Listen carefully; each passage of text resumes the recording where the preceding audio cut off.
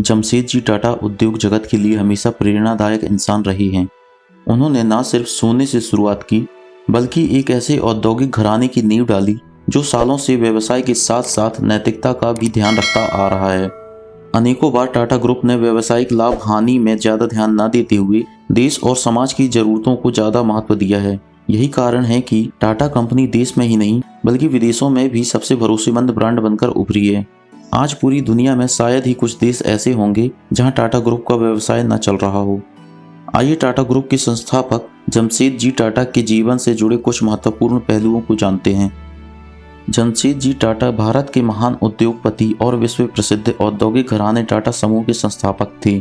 उनका जन्म 1839 में गुजरात के एक छोटे से गांव नवसारी में हुआ था। उनके पिता का नाम नवशीरवानजी टाटा और उनकी मां का नाम जीवनबाई टाटा था। पारसी पादरियों के खानदान में नवशीरवानजी पहले व्यवसायी थे। किस्मत ने उन्हें बम्बई ले आई और यहाँ आकर उन्होंने व्यवसाय की दुनिया में कदम रखा।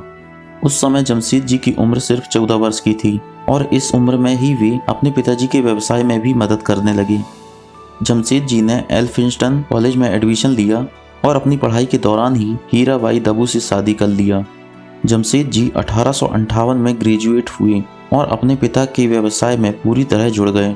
29 वर्ष की उम्र तक वे पूरी मेहनत से अपने पिता के कारोबार में हाथ बटाने लगे, लेकिन किस्मत को उन्हें कहीं और पहुंचाना था। इसलिए अपनी बचत की 21,000 रुपयों की पूंजी से उन्होंने एक ट्रेडिंग कंपनी की शुरुआत की। उद्योगों की शुरुआत। उस समय देश बहुत ही परेशानियों से गुजर रहा था।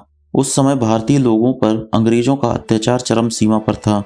अंग्रेजों ने बहुत ही बर्बरता से 1857 की क्रांति को कुचल दिया था।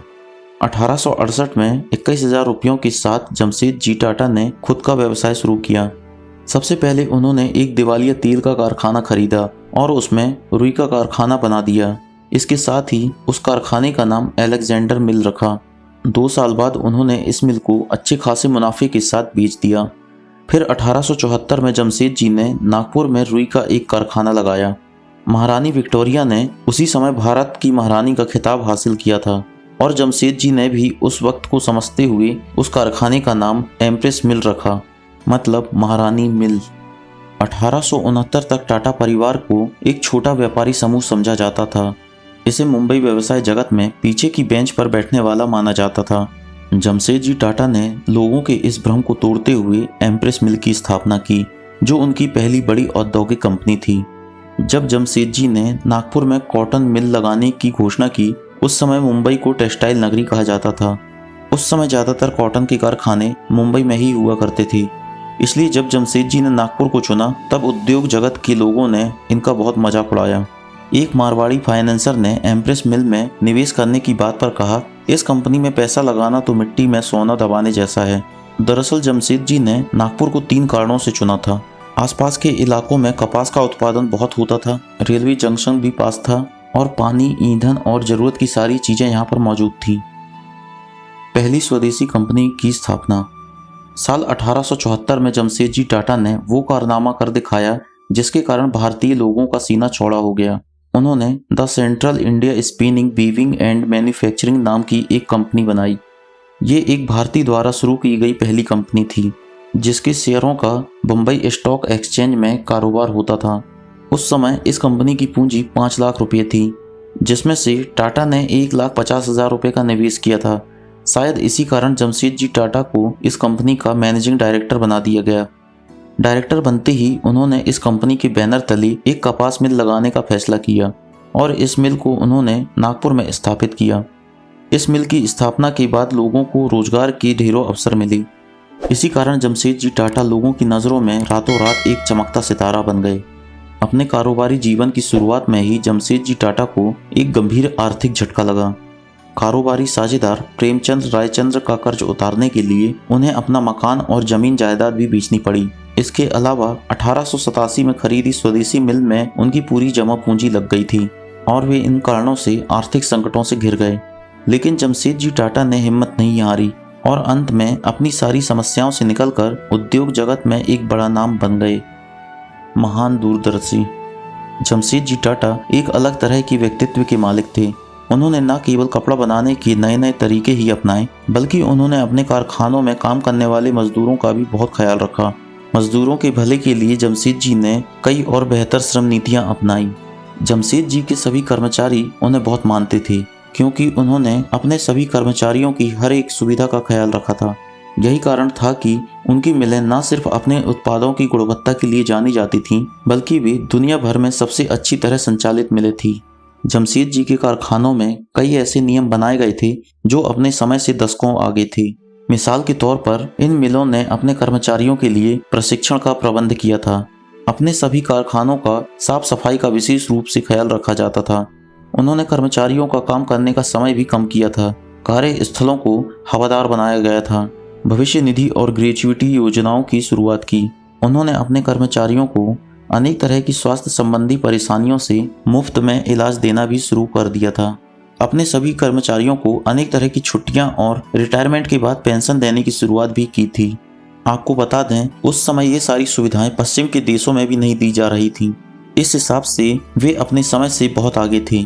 उन्होंने अपनी सफलता को कभी भी अपनी जागीर नहीं समझा, बल्कि जमशेदजी के लिए तो वो सफलता उनकी थी जो उनके लिए काम किया करते थे। जमशेदजी के अनेकों क्रांतिकारी और राष्ट्रवादी नेताओं के साथ भी नज़दीकी संबंध थे। इनमें प्रमुख थे फिरोज शाह मेहता और दादा भाई निरोजे। जमशेदजी और उनकी सोच पर इनका काफ़ी गहरा प्रभाव था। जमशेदजी का मानना था कि आर्थिक स्वतंत्रता ही राजनीतिक स्वतंत्रता का आधार है। जमशेदजी के 3 बड़े सपने थे: लोहा और स्टील के कारखाने खोलना, विश्व प्रसिद्ध अध्ययन केंद्र की स्थापना करना, तथा तीसरा जल विद्युत परियोजना मतलब हाइड्रो इलेक्ट्रिक प्लांट लगाना। दुर्भाग्य से जमशेदजी के जीवन काल में तीनों में से एक भी सपना पूरा नहीं हो सका, लेकिन वो बीज तो बो ही चुके थे। एक ऐसा बीज जिसकी जड़ें उनकी आने वाली पीढ़ियों ने दुनिया के कई देशों में फैलाईं। इसके अलावा उनका एक और ड्रीम प्रोजेक्ट था जिसको वो किसी भी तरह पूरा करना चाहते थे, और वो प्रोजेक्ट था होटल ताजमहल।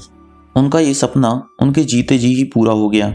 ये विश्व प्रसिद्ध होटल 1903 में 4 करोड़ 21 लाख रुपए की लागत से तैयार किया गया था। उस समय ये रकम आज के अरबों रुपयों के बराबर थी। मुंबई की शान कहे जाने वाले होटल ताज के निर्माण के पीछे एक कहानी बहुत ही फेमस है। ऐसा कहा जाता है कि 19वीं सदी के अंत में भारत के कारोबारी जमशेदजी टाटा बम्बई के एक महंगे होटल में गए, और उस होटल में दुर्भाग्य से उन्हें रंगभेद का शिकार होना पड़ा।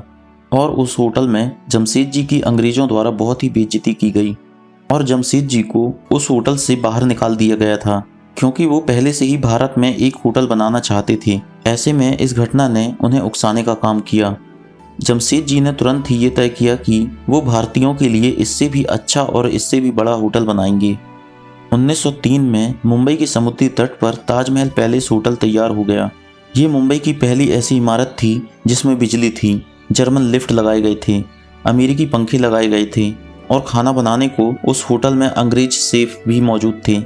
उस समय ये होटल दुनिया के और होटलों की तुलना में सबसे आधुनिक था, और आज ये होटल भारत की एक धरोहर है। इस होटल में भी जमशेदजी ने अपनी राष्ट्रवादी सोच को दिखाया था। उन दिनों स्थानीय भारतीयों को बेहतरीन यूरोपीय होटलों में जाने नहीं दिया जाता था, इसलिए उन्होंने होटल ताजमहल का निर्माण करवाया ताकि भारतीय नागरिक भी विश्व स्तरीय होटल में जा सके। बाद के कुछ सालों में जमशेदजी की तबीयत खराब रहने लगी, जिसके कारण 1904 में जर्मनी में जमशेदजी ने अंतिम सांस ली।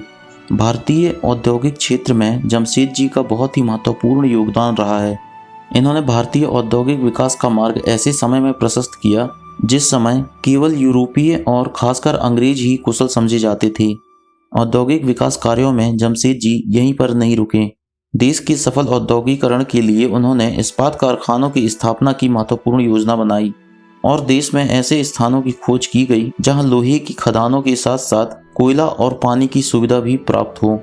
आखिरकार जमशेदजी ने बिहार के जंगलों में सिंहभूमि जिले में वो जगह ढूंढी निकाला जहां पर वो इस्पात मिल की स्थापना कर सकते थे। बाद में इस जगह का नाम जमशेदपुर रखा गया था, जिसका दूसरा नाम टाटा नगर भी है। ये शहर भारत के झारखंड राज्य में स्थित है।